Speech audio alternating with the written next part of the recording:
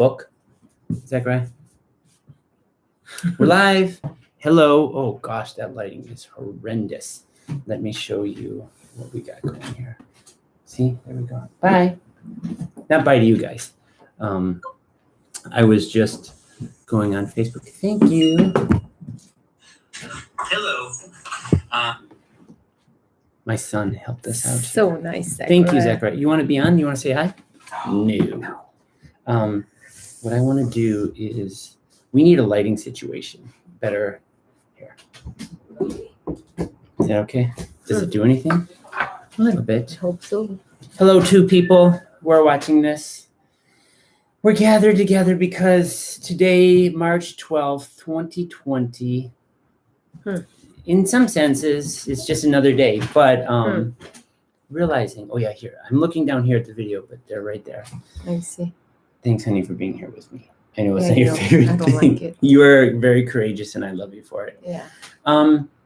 We just want to create some context and community support because, talking to clients, friends, parents, like my own parents and family and other fellow parents, this is an unusual time. I haven't lived through anything like this where, no travel from Europe to here, no NBA games, which a lot of people are mourning, right? No, and then I'm sure like the March Madness will be canceled. Right now they're saying no spectators, which will be interesting. But so that's just showing all that's going on. Schools are canceling. La Cañada High School just canceled. I'm sure ours will be. Churches are only doing online. LA just said, LA mayor just said, don't gather if groups of 50 or more. I see. And we had a friend, Esther, who went to Costco today, and she had to wait 45 minutes before she could get in. She's just going for like a normal batch of stuff. So we just want to say we're in this together. Didn't you say that someone listened to the first video this morning and that was like helpful and meaningful to them? Yeah, Esther. Yeah. We are in it together. We're in this together. Yeah. So, what did we want to say? Oh, that we want to just encourage people to know what it's like to act like ourselves. That we, this is kind of came from you, and then you noticed, and actually somebody on Marco Polo, which is actually an app that if you don't have, it's a great way just to send video text. Simple, and it's a kind of a way of staying relational. That they said, hey, if you need anything, we're just a hop, skip, and jump away. Yeah, actually, Jamie said that. And so how nice is that we can be there for one another? And what did you want to add on that? I know you were kind of sharing, like, I really like what you were saying. Oh, I think it's why we are doing this, especially me, why I'm doing this uncomfortable thing. I Yes. really don't like doing this, talking to the computer. Yeah. In the morning, we are talking about social distancing. Yes. That's an intervention that all country is promoting, actually the whole world.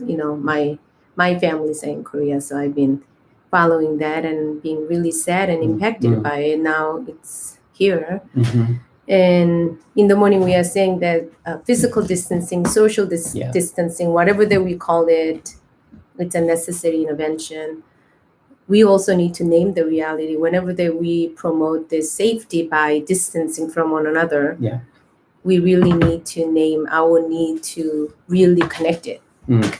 And one of the ways that we can stay connected is like the friends in your community, really assuring each other, even just the phrases that we are in it together.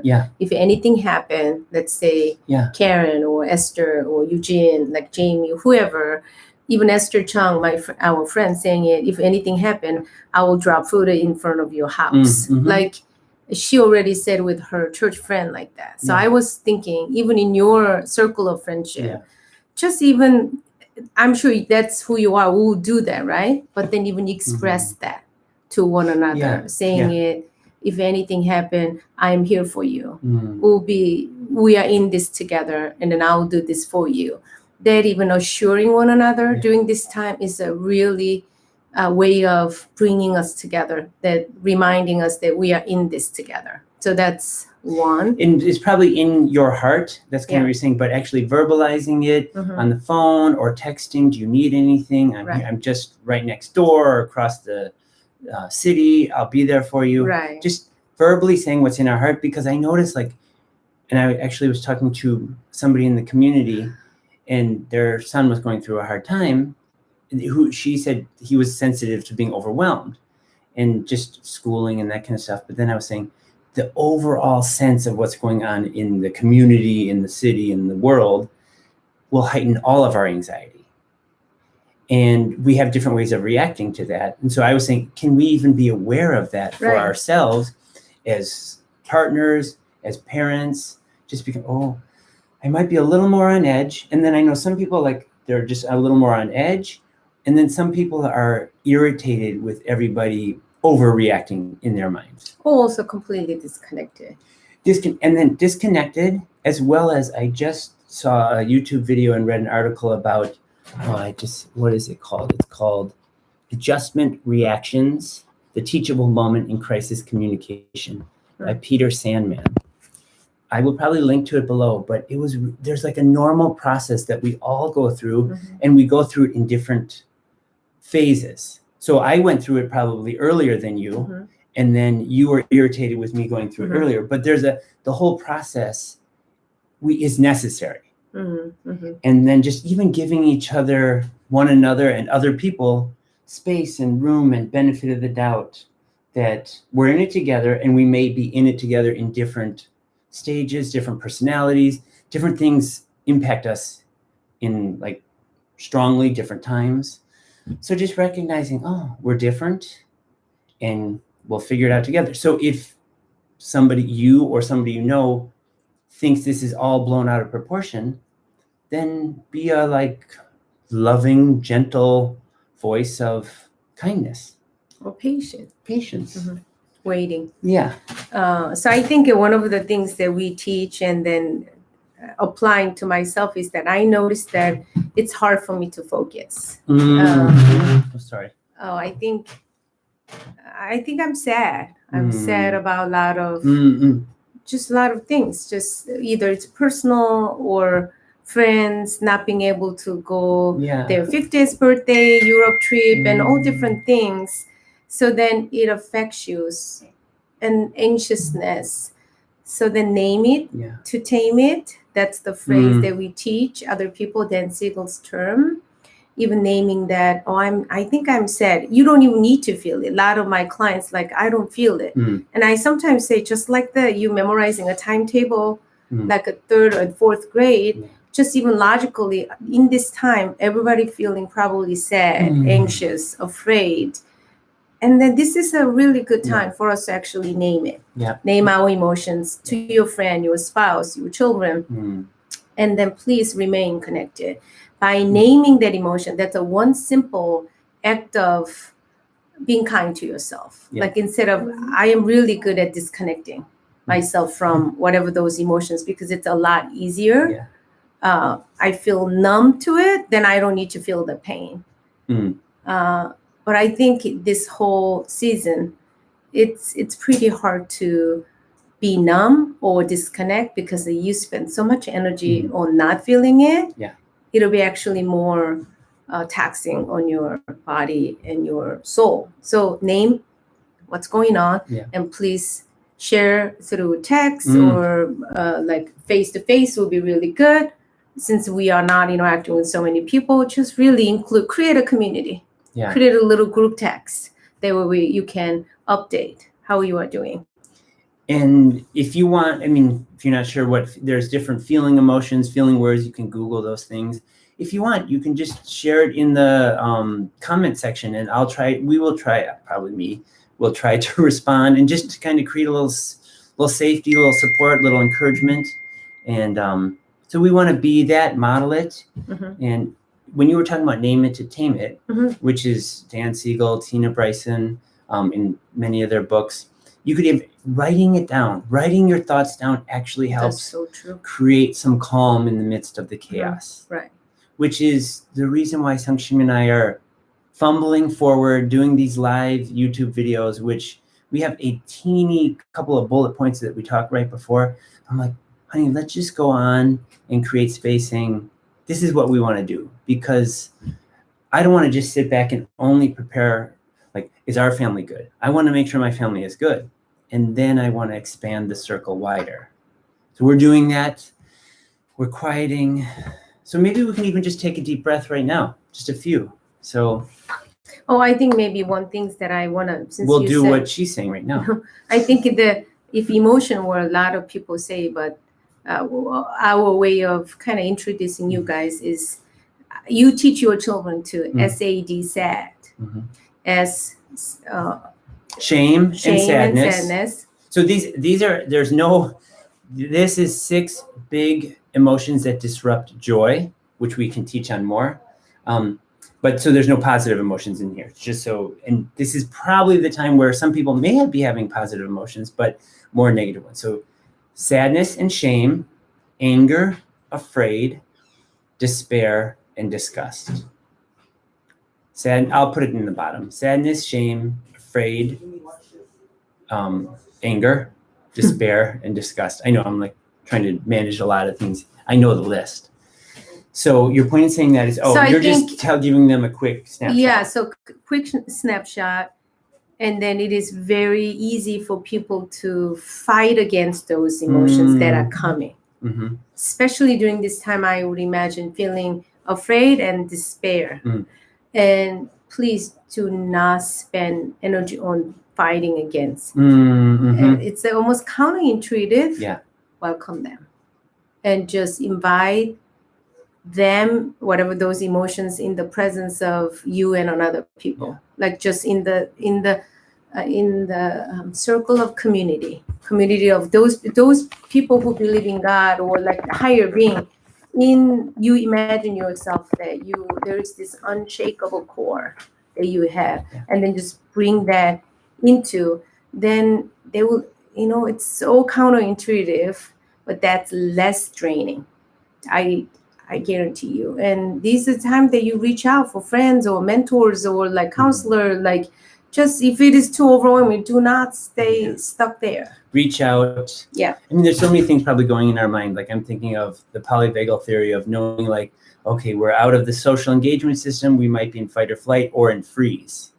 And if you know where you typically go to under stress, then what are the things that you can do to kind of bring a little quietness inside and reaching out? And we're giving you some of those examples to move up to the more social engagement system.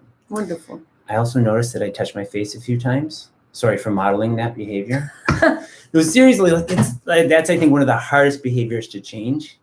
And then the other thing that's really distracting me is this terrible lighting right here in the eyes. Like I look like I'm like whatever. Okay, John, I think we need to wrap up. I know. So let's do some deep breathing. All right. Okay. So if you're watching this live or not, hi Karen and Eugene, they were here. But so just take a few deep breaths if you want, and we'll just kind of quiet together.